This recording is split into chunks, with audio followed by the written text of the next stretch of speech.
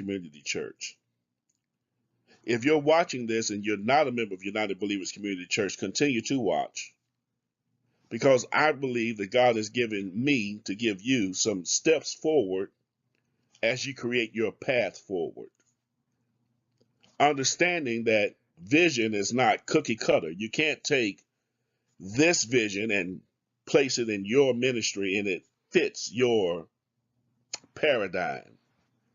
But I do believe that there are some steps forward in the path forward that you can take, that you must take, in order to lead our churches forward in this post-quarantine strange culture, this strange dimension in time that we now live, preach, and worship in. We've never seen anything like this before. We've worn out that word, but let me use it one more time. These are unprecedented times. There's no manual, there's no script, there's no seminary class that can help us to make it through this. This is going to have to be our ear to the very mouth of God. And God speak to us in our ear. And we believe what we heard in our ear and our heart to move his church forward for his honor and for his glory. Now, before I get into this, let me say this. We don't know what tomorrow holds. We never have we? But we do know who holds tomorrow. We don't know if God's going to allow hundreds of people to come back. We don't know if God's going to shrink ministries down to house-sized churches like they were in the book of Acts.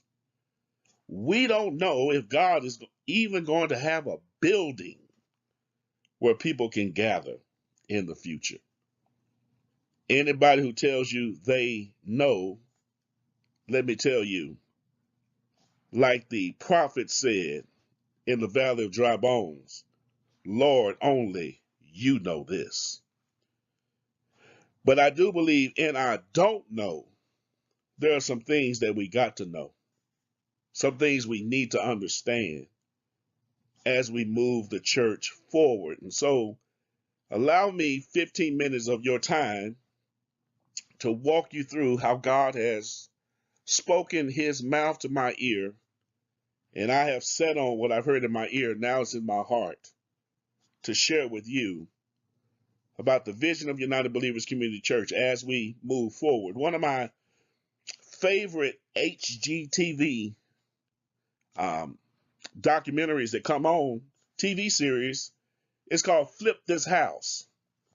I love to watch Flip This House on HGTV because they take a house that's outdated and transform it to where it's now in time. I mean, when you look at it, it's outdated. It has served its purpose. It has really outlived its time. But through transformation, they take something outdated and bring it in time. They flip the house. I believe that's what God has done in 2020, specifically March 15th, 2020. God flipped the house. There were so many things that the church was doing that was outdated and out of touch that he flipped the house to now to bring us in time, in step, in his will. So I'm not a pastor who's looking forward to running back to the way things were.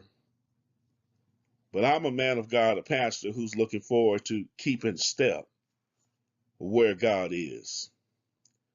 And so I want to give you this, and I hope if you're a member of our church that you will embrace this, because this is exactly where your pastor is. Let's go further. So one of the first things I want you to understand right off the bat is that every church is different. In fact, at United Believers Community Church, we church different. We build people. We are going ham for Jesus. H is hunger. A is advocacy. M is mental illness. In fact, before I got to United Believers Community Church, you know what the mantra was? A brand new start. So you got to understand the brand of the ministry that you're in. That's why McDonald's is not concerned that Burger King is across the street. Why? Put in that chat box why you think McDonald's is not concerned about Burger King. They both serve all meat patties. They both have mustard and ketchup and pickles and onions and lettuce. But why isn't McDonald's concerned that Burger King is across the street? Can I go further? Chick-fil-A is not concerned that Raising Cane's is across the street.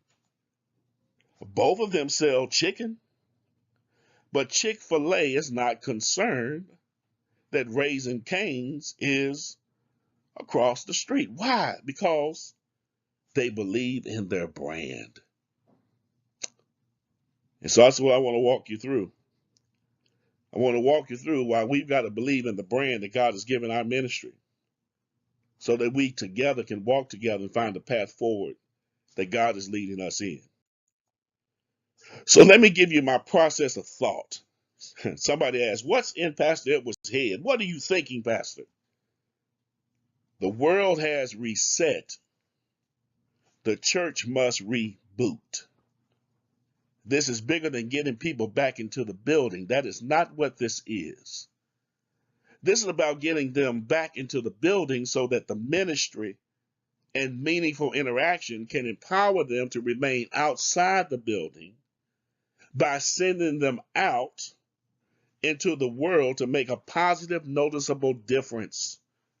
May I use these terms, noticeable and sustainable difference.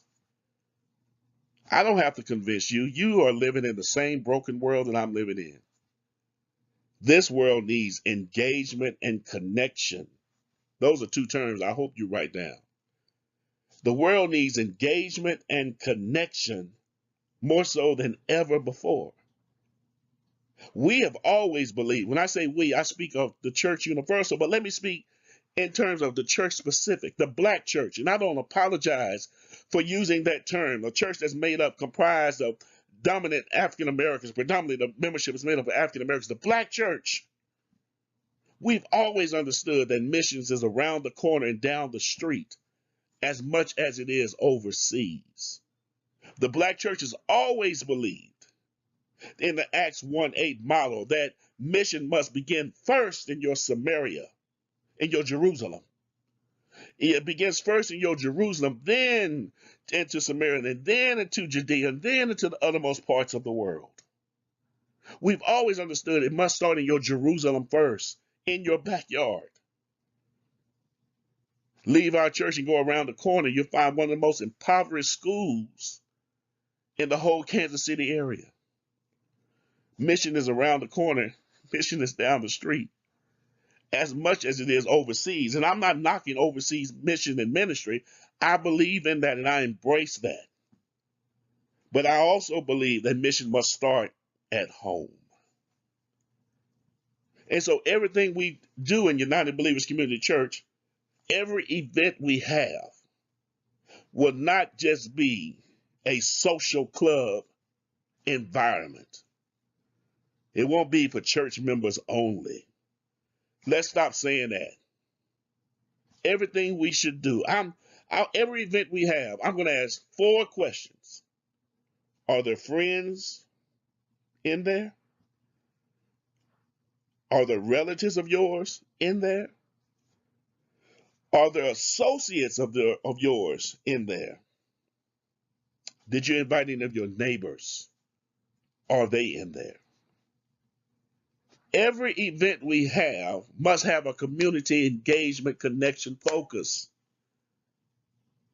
Friends should be there.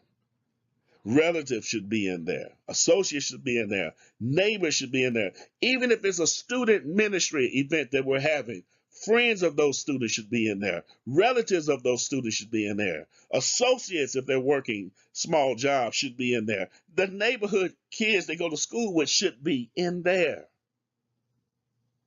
That's why the church is important. And that's why I want to have this discussion with you. Let's go further. So the introduction is that God has called us to take the church forward. God has called us to take the church onward. God has not called us to take the church backwards. 60 years ago, churches had what was called auxiliaries, departmentalized, siloed into function. 20 years ago, they moved into what's called ministries. Still compartmentalized, departmentalized, siloed.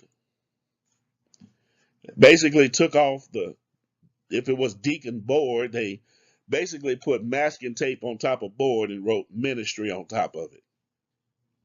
So some churches still operated like a board, but they called it a deacon ministry. And I believe God flipped the house on that. Where I believe God is now is he's calling the church back to Matthew 28, 19 and 20. And that's calling us to be ambassadors. Ambassadors get their orders in a foreign land, in a safe community, and give instructions in a foreign land. Ambassadors have a safe community where they get their instructions. They're empowered there, but they change the world in a foreign place. And I believe that's what God is calling United Believers to do. Ambassadors is a post-quarantine COVID world solution as it relates to effective Christian kingdom dynamics and the biblical mandate of Matthew 28, 19 and 20. We need ambassadors. We need people to enlist in serving God beyond the walls of the church. Let me give you something you need to understand. You're going to have a very hard time in this post-church world getting people to church. That old saying, you say, come go to church with me, is not as effective as it was 20 years ago. But when they see you operating in their sphere, serving in their community, helping a cause that you don't benefit from, that's what's going to draw them to church. When they see you volunteering and sacrificing your time to feed the homeless or shelter the houseless, when they see you out contributing in the marketplace or striking up conversation in the grocery store that impacts their life and encourages them in some way, that's what's going to get them to church. Not, hey, my church starts in the morning at such time, come on and go with me. People want to see you do the gospel before they want to hear you preach the gospel or sing the gospel. And church, I'm telling you, ambassadors is going to be the answer to the world's big question. Let's go further. So what have we seen? We have seen during the COVID-19 pandemic, people willing to join church. We've seen people join. In fact, we have more people join our church online than in person. We've seen people engage with studies or sermons, even though they don't live in the same city as the church ministry. We have people almost in all 50 states watch our services every Sunday or through the week. We have some people who watch our Sunday service on Tuesday. We have some people who watch the Bible studies on Thursday or Friday, not just when they come on live. Digitally, churches can witness, teach spiritual principles, engage in social and study groups, solicit financial contributions. The virtual space has opened a new window of gospel opportunity that the church must seize in this hour. To serve this present age, this is the calling that God is calling us to fulfill. So we just got to do more than just live stream the services, plug up the cameras and turn on the lights and shoot the scene. We've got to begin to think, how do I engage the metaverse? How do I engage virtual reality? How do I step into social streams? How do I make God's platform the dominant platform on Facebook, Twitter, and Instagram? That's what God is calling us to do. That's who God is calling us to be. The gospel has taken off faster in the last 2 years than I'd say in the last 400 years because of digital space. So think about this. Think about the timeline of our church. For those of you who are watching, this might bore you, but I want to give our church the timeline of the DNA of our church. In 1997, through the founding pastor, Pastor Greg Kirby, those few bands of followers who, in fact, carry our church today, said they want a brand new start. Man, I don't know if they knew what they were saying, but I bet they see it now. And before I even leap into the timeline, United Believers, we've had every brand new start almost a church can have. And so that 20, 25, 30, back in 1997, y'all spoke something amazing into existence. Hey, so Pastor Edwards comes in 2000 and presents this prospectus, a vision for the future. The church embraces it, and as one member says, we hit the ground running. In 2011, just kind of walk us through, we become one church, two campuses. In fact, we were really one church, three campuses. We just didn't operate on one, but we still owned it. In 2011, we come up with a new concept. We build people. We start seeing that our assignment is not to build buildings, but to build God's people. We rolled that into 2019. And you start hearing new terminology. We church different. Man, we didn't know what that meant. We start saying going ham in 2019. We start saying that we saw the vision that God was giving our church path forward in 2019. I want you to remember this. This is before the pandemic. Hear this. We said the three major areas that God would lead our church is going to be in hunger, advocating for children, and mental health. We said that in 2019, and lo and behold, 2020, the coronavirus comes. And may I submit to you the three major items that are affecting our world is hunger, advocating for what is right, and mental health. So I know for a fact that God's hand is on this ministry. My question is if God's hand is on this ministry, do you believe that God's word for this ministry is in your heart so that we can do what God has called us to do, become ambassadors for him? So how does this work, Paz? Let me give you the church rebooted in three simple statements. We church different. You won't see a big push to do ministry like it was. But now let's meet God where he is. We're going to do what's called event-driven ministry. Event-driven ministry is really effective because it's going to force you to invite your friends, relatives, associates, neighbors to these events. We're not going to silo off our ministry any longer. They're going to be event-driven activities.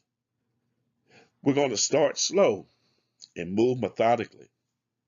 We're going to have men events and women events and family events and student events. We're going to start slow. Notice I said student events. Student events is not babies and toddlers and elementary and junior high. We want to bless students. So I'm going to be looking for a student event ambassador to help us collect all of the schools that our students attend. And how do we help our students engage their friends, relatives, associates, and neighbors in those environments?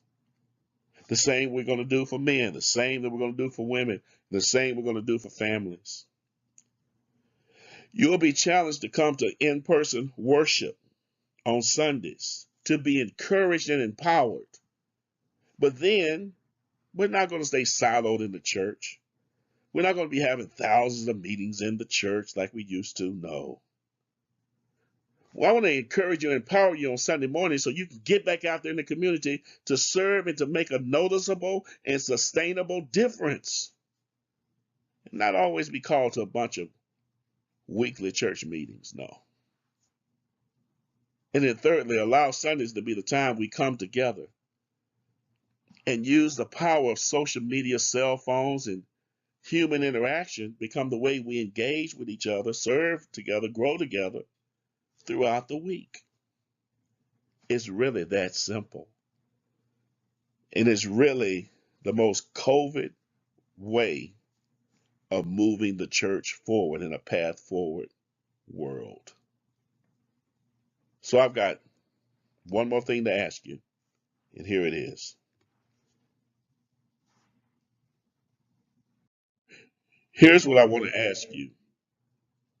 My ask of you is simple. Give it a chance. I'm going to ask you to embrace it. I'm going to ask you to become passionate about it. I'm going to ask you to think about identifying the it that God wants you to do in your purpose in life. Then once you find it, I'm going to ask you to be timely with it. And if I could add one more to it, I'm going to ask you to invest in it, to contribute, to donate, to help underwrite, finance the work that God is calling our ministry to do. I wish I had more. I wish this was some huge revelation, some big eye-opening experience where you would say, man, Pastor just showed us the path forward. We don't know. We don't know. But we can't sit still either. And I believe God is calling us to take smart spiritual steps forward as he shows us and reveals his will to us as we take those steps forward. Much like the children of Israel, when Joshua was leading them, Moses had died, remember? And God said, just put your feet in the water, take the step forward, and I'm going to show you my great power. That's where I believe God is doing right now that he has flipped the house. So I hope that you'll give this a chance, because I know I've heard from the mouth of God to my ear, to my heart, to share with you and you and you over there. And if you'll walk with me, we'll sit back a few years later and say, if it had not been for the Lord who was on our side, where would we have been? Until we have more dialogue and discussion, thank you for watching.